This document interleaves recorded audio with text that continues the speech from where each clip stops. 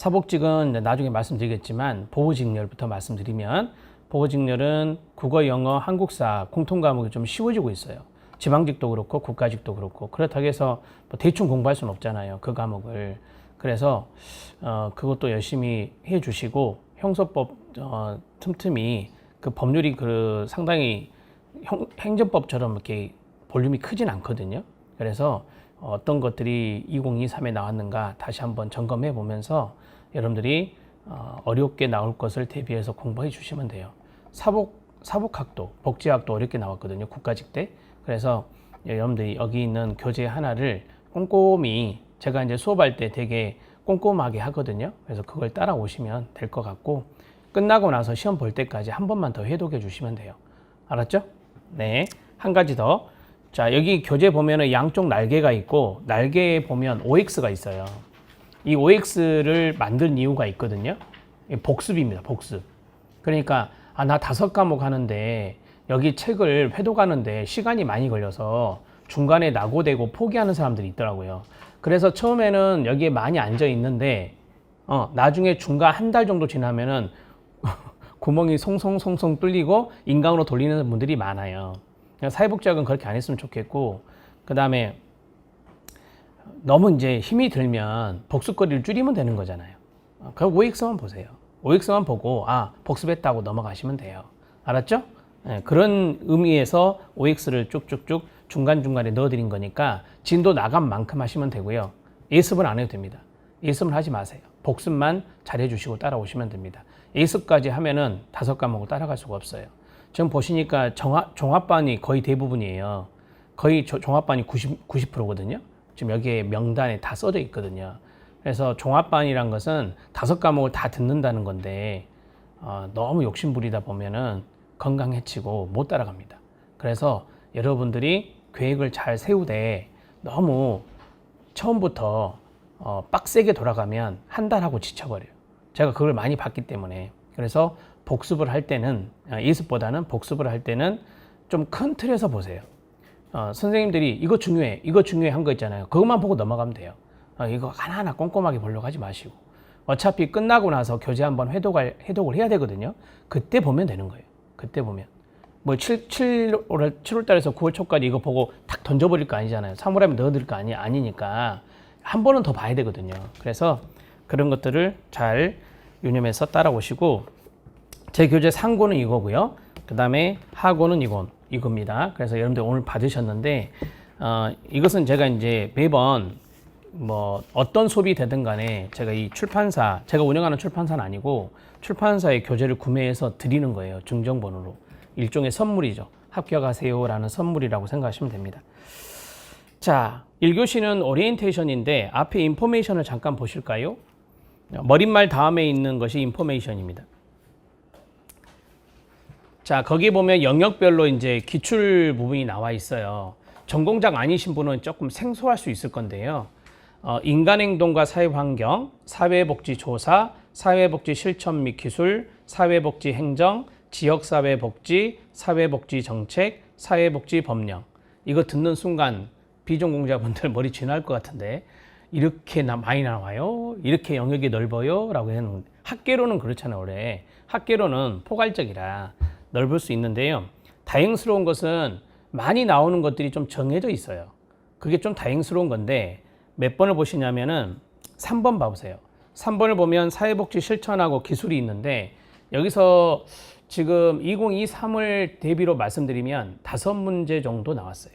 5문제 정도 나왔고 자, 그 다음에 쭉 내려오시면 사회복지 정책이 있어요. 사회복지 정책이 가장 많이 나오거든요.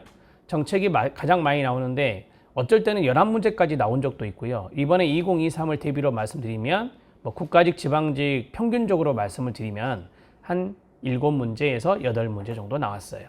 약간 줄어든 추세죠. 자, 그 다음에 밑에 사회복지 법령이 있죠. 이게 이제 3번째인데 사회복지 법령이 기본적으로 3문제가 나오는데요. 이번에 지방직 때 9문제가 나왔어요. 그러니까 이번에 법령을 많이 공부 안 하신 분들이 물론 쉽게 출제됐지만 그래서 지방직이 좀 이렇게 커트라인이 높아졌잖아요. 그래서 법령 문제는 한 3문제에서 4문제로 생각해라. 이렇게 생각하시면 돼요. 자, 그러면 이 세 가지를 합치면요. 세 가지를 합치면 몇 문제 정도 되냐? 15문제 정도 됩니다. 그래서 이 세 가지 영역을 집중 공략해야 되구나.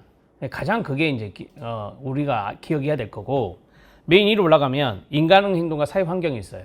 이건 안 나오거나 한 문제거든요. 자, 들어보세요. 국가직 때는 세 문제가 나왔어요. 2023. 지방직 때는 한 문제도 안 나왔어요. 이게 이제 편차가 그렇게 심합니까? 아니요.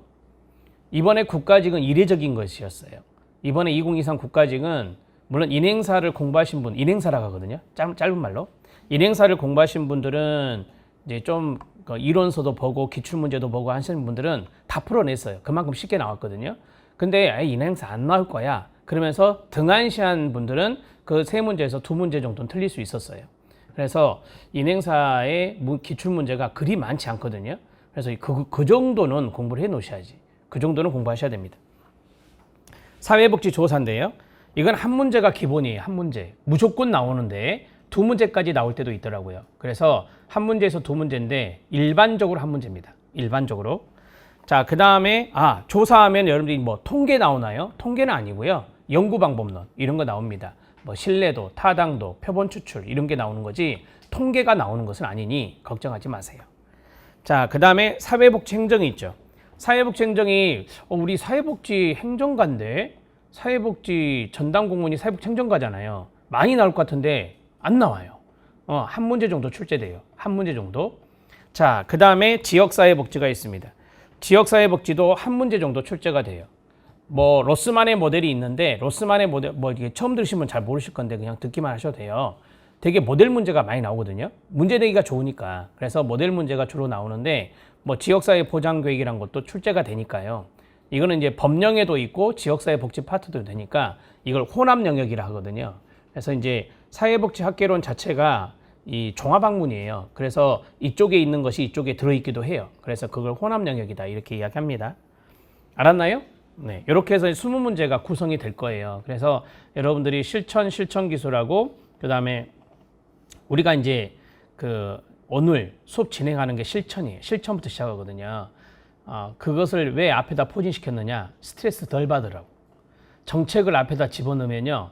정책 끝날 때쯤에 다 안 나와. 다 이제 인강으로 돌려. 너무 스트레스를 많이 받아가지고. 정책이 약간 어려운 파트라서. 물론 좋아하신 분도 있지만 정책보다는 실천이 조금 부드럽거든요.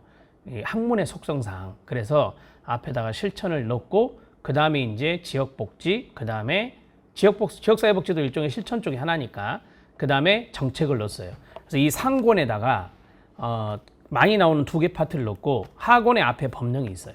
그래서 여러분들이 상권에 조금 더 집중해서 공부해 놓으시면 상권에서 10문제 이상은 충분히 컨트롤이 가능하다 이렇게 말씀드립니다. 자, 오른쪽을 보세요. 오른쪽을 보면 이제 국가직에 관심 있는 분들은 이런 것들이 나왔어 라고 볼 수 있는 거예요. 제가 오른쪽에 별표를 친 거 있잖아요. 3번 이상 나온 것은 웬만하면 별표 치려고 노력했어요. 그래서 여러분들이 관심을 가져야 할 것은 3 이상 숫자 3, 4, 5, 6, 7, 8 이런 것을 여러분들이 조금 관심을 갖고 보시면 됩니다. 이거는 여러분들이 나중에 족집게 특강이라는 걸 제가 하는데 족집게 특강에서 이렇게 많이 나왔던 것을 추스려서 40문제를 하거든요. 그래서 그때 마지막 파이널 점검을 할 수 있으니까 너무 걱정하지는 마세요. 알았나요? 네, 넘겨가세요. 자, 넘어가면 지방직이 기다리고 있어요. 사회복지 전담 공무원 지방직. 그런데 공통 분모가 당연히 많이 있어요. 국가직도 인력처 시험이고 그 다음에 지방직도 인력처 시험이에요. 인사혁신처. 그래서 우리가 이 두 가지의 공통점을 찾을 수 있어요. 예를 들어서 실천론의 실천 파트에 관계론의 원칙이 많이 나온다. 그러면 국가직도 나오고 지방직도 나오고 사례거래가 많이 나오는데 그러면 지방직도 많이 나오고 국가직도 많이 나오는 거예요. 그래서 공통 분모들이 있어요. 한 80% 정도는 겹치는 것 같아요. 그런 것들을 이걸 보면서 조금 알 수 있습니다. 전공자분들은 이걸 쭉 보면서 이런 거 할 수 있지만 전공하지 않으신 분들은 이게 무슨 말인지 아직은 잘 모르시니까 그냥 스트레스 받지 마시고 이런 것들이 나왔구나 라고 넘어가시면 돼요. 자, 그 다음에 넘겨보시면 서울시가 있어요. 자, 서울시는 분량이 많진 않아요. 왜냐하면 서울시 자체적으로 우리 뽑겠다라고 해서 단독으로 뽑았을 때가 몇 번 있었거든요. 그래서 그 내용들을 가지고 제가 이거를 만든 거예요. 그래서 서울시는 참고하시면 되고, 이제 9월 달에 기출문제 개강하거든요. 기출문제 보면은 영역별로 돼 있어요. 지금 원고 이제 편집 작업하고 있는데, 기출문제가 어떻게 나와 있냐면 실천 파트 몰아놨고 정책 파트 몰아놨고 이렇게 몰아놨는데, 거기 안에 서울시라고 써져 있는 게 있겠죠. 그거는 참고만 해도 돼요. 서울시는 인사혁신처 문제가 아니라 서울시 자체 출제이기 때문에 인사혁신처 문제보다 좀 지역적이거든요. 그래서 난 좀 어려운 문제 보고 싶은데 그럼 보세요. 왜 어려운 문제예요? 그건 약간 난이도가 있어요. 그래서 이제 몇 문제 안 되니까 다 풀어보는 게 좋은데, 좀 기출 문제 좀 줄이고 싶다 그러면 서울시는 우선 좀 빼놓고 여러분들이 공부하셔도 된다. 지방직하고 국가직 위주로 보시면 돼요. 알았죠? 네, 합격 수기는 시간 될 때 한번 읽어보시고, 그 다음 제가 이제 여러분들한테 하고 싶은 말을 마지막에 했어요. 자, 마지막에 제 이름 김영준 드림 있는데 마지막 파트 목차 바로 앞에 봐보세요. 목차 바로 앞에 보면 8번 마지막으로 사회복지직 공무원 전망과 수험생들에게 꼭 당부하고 싶은 말은 뭐냐라고 했는데요. 이거는 보직 공무원도 마찬가지 적용될 수 있는 거예요. 첫 번째는 뭐냐면 자신의 강점과 탄력성을 전제로 해서 공무원 시험에 한결같은 마음으로 도전하길 바란다. 초심을 잃지 마라. 중도에 포기하지 마라 이겁니다. 자, 그 다음에 두 번째는 한번 해본다는 생각보다는 진정 절실함을 가지고 체계적으로 학습에 임하시길 바랍니다. 최근에 이게 나이 드신 분들이 많이 합격을 해요. 애기, 엄마, 맘, 그리고 파파, 아빠들, 이런 사람들이 면접에도 많이 오고 최종 합격을 하거든요. 사회복지직 공무원의 경우 그래요. 얼마나 절실함이 있었으면 그렇겠어요. 그래서 그분들한테 제가 모의 면접 코칭을 할 때 느끼는 바가 많아요. 정말 절실하구나.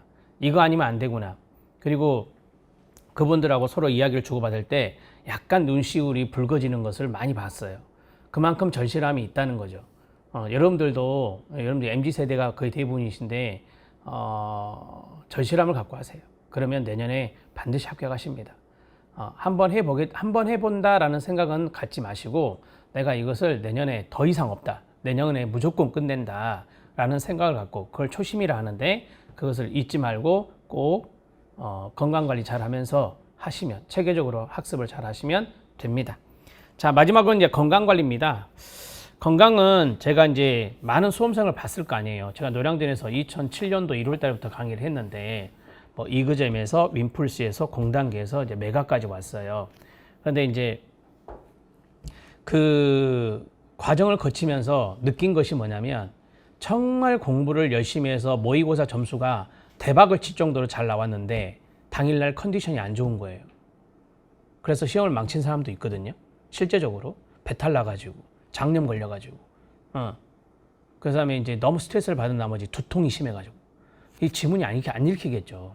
그래서 재수하고 재시하고 삼수하고 그런 친구들이 있어요. 대표적인 케이스가 가평에 있는 지금 공무원인데, 그 가평에 있는 공무원은 오수 육수했어요. 내 기억으로. 얼마나 많은 힘든 시간을 보냈겠어요. 그런데 지금 가평에서, 군청에서 아주 행복하게 내일 모레 결혼한다는 말도 들었어요. 그래서 그런 행복의 시간인 오긴 오는데, 건강관리를 만약에 잘했다면 더 빨리 합격했을 것 같다라는 생각이 들더라고요. 충분한 실력이 돼요. 그런데 이제 건강관리를 평소에 잘 못해서 수험생의 가장 큰 병은 장염이거든요. 스트레스성 장염. 그래서 스트레스 받지 마시고 끼니 제때 잘 드시고, 그 다음에 운동도 규칙적으로 좀 하시고, 그러는 가운데 공부하시고, 그렇게 하면 좋은 결과 있을 겁니다. 알았죠? 꼭 세 가지 잊지 마세요. 그러니까 정신부장하고 체계적으로 학습하고 건강관리하고 이 세 가지예요. 제가 항상 이야기하는 세 가지가 바로 이거거든요. 자, 그 다음에 이제 목차를 한번 볼까요? 목차는 사회복지 실천 파트가 먼저 나온다고 말씀드렸잖아요. 그 자리에 별표 3개. 그 다음에 오른쪽에 파트 2가 있잖아요. 사회복지 정책 총론이 있어요. 이게 정책 파트거든요. 별표 3개. 그 다음에 밑에 보면 사회복지 행정이 있잖아요. 사회복지 행정은 별표 1. 자, 그리고 이제 매번 파트마다 제가 이것을 좀 조심하시고 공부하시는 게 좋아요 라고 했는데 뭐 이건 참고만 하세요. 참고만 하시고 오늘 학원 있으시니까 학원도 펴보세요.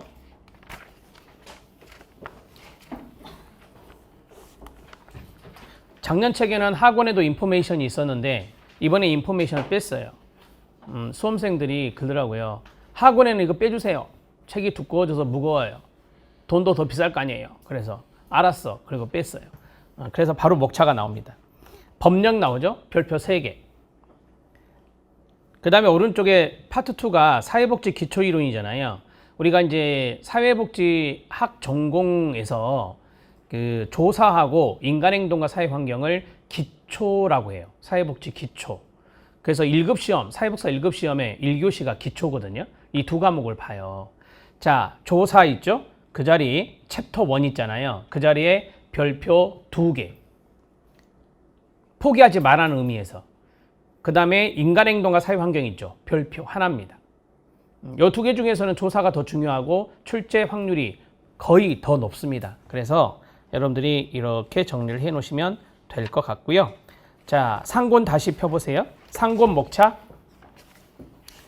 상권 목차에서 제가 놓친 게 하나 있어서요. 자, 파트 1을 봐주세요. 별표 3개 쳤던 거. 거기에 보면 챕터 1이 실천 및 실천 기술로 돼 있잖아요. 실천 위쪽에다가 별표 2개. 실천 기술 위쪽에다가 별표 하나입니다. 그러니까 실천하고 실천 기술이 달라요. 이게 전공 과목이 다르거든요. 그래서 실천이 더 잘 나온다는 거예요. 기술보다는. 그 다음에 밑에 지역사회복지 있잖아요. 별표 하나.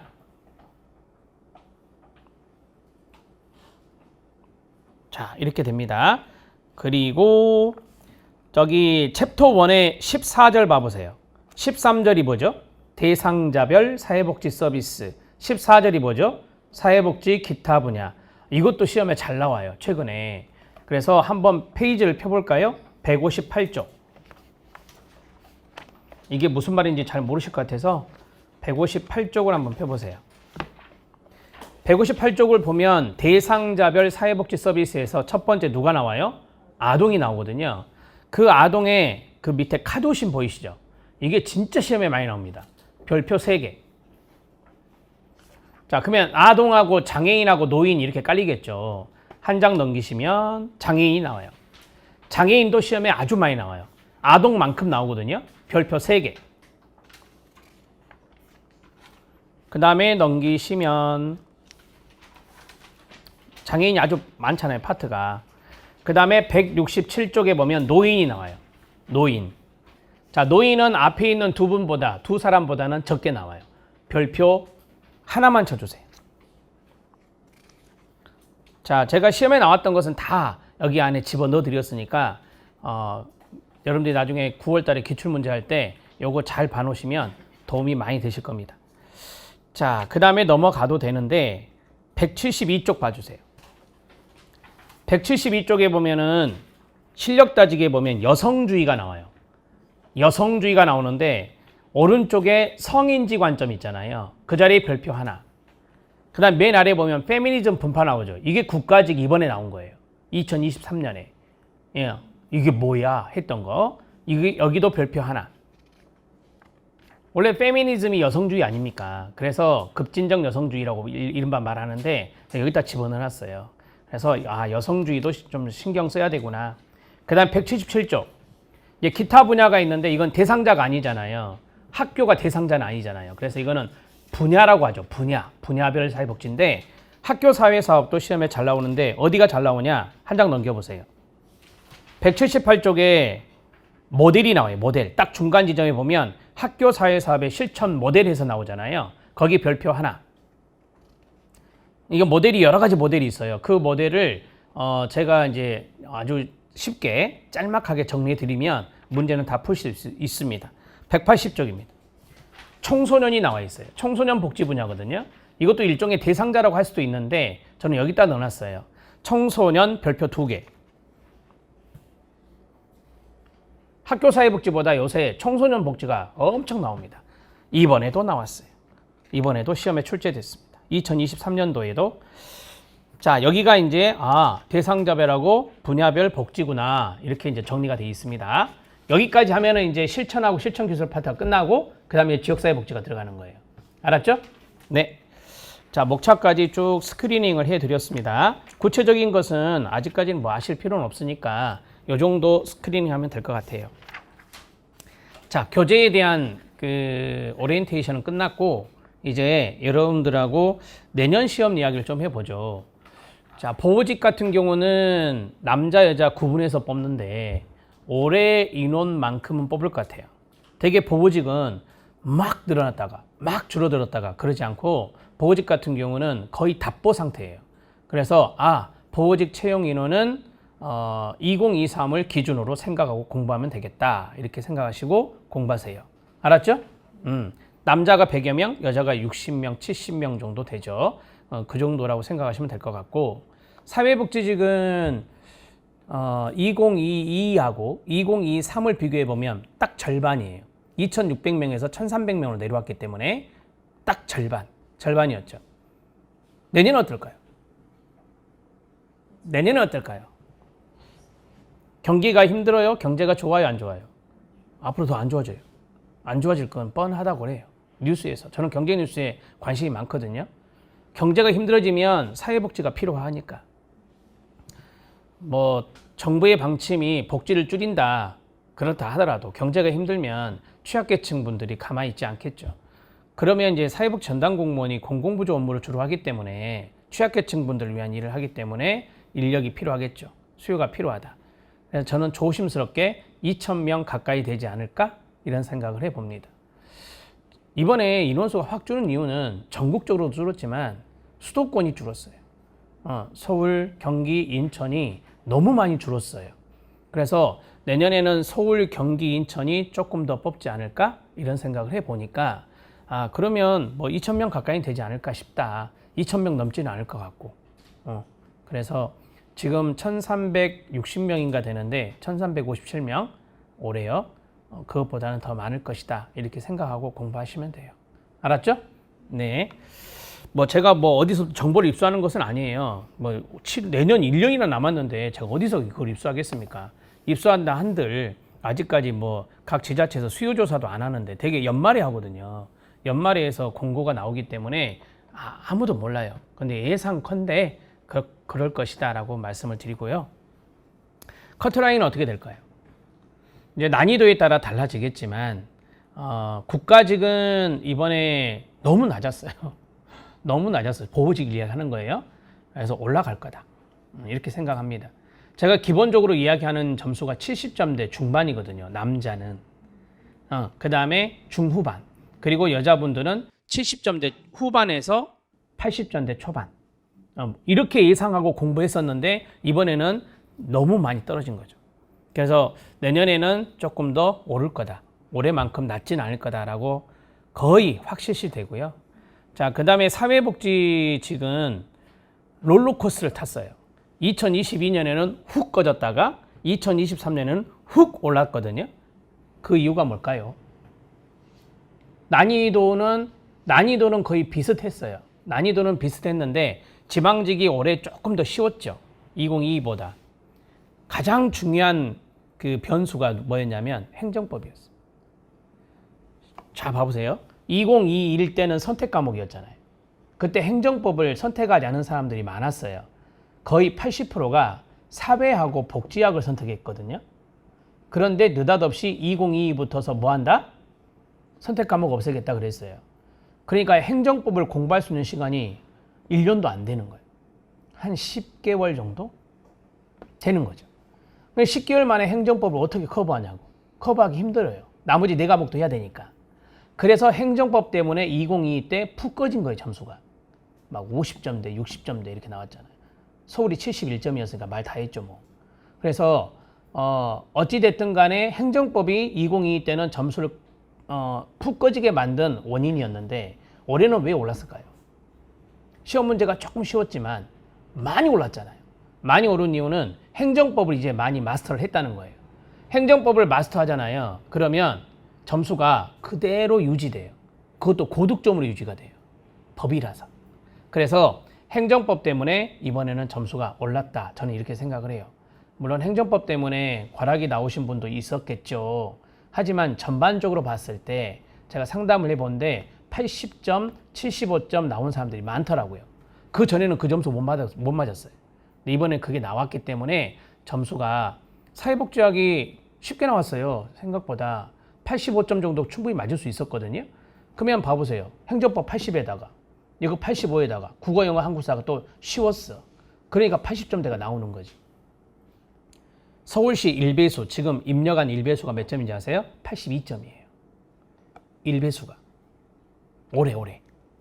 일배수가 82점이라고 하더라고.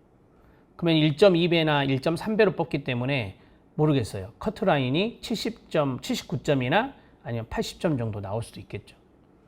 되게 그 1, 2점에 인원수가 엄청 많거든요. 정말 많아요. 그래서 내년에는 점수가 좀 떨어질 거다. 올해만큼 높지는 않을 거다. 이렇게 생각이 돼요. 순천에 합격한 제자가 카톡에다가 하트를 엄청 보낸 거예요. 이게 뭐지? 작년에 면탈했거든요. 그래서 하트를 막 보냈는데 합격했어요! 그러는 거야. 필기 합격. 순천 3명 뽑았거든요. 전남 순천. 애기 엄마예요. 아이 둘 엄마. 93점이야. 커트라인은 91점이고. 근데 3명에 3명을 뽑았어. 그럼 합격이지. 그래서 내가 면접하러 서울까지 올라오지 마라.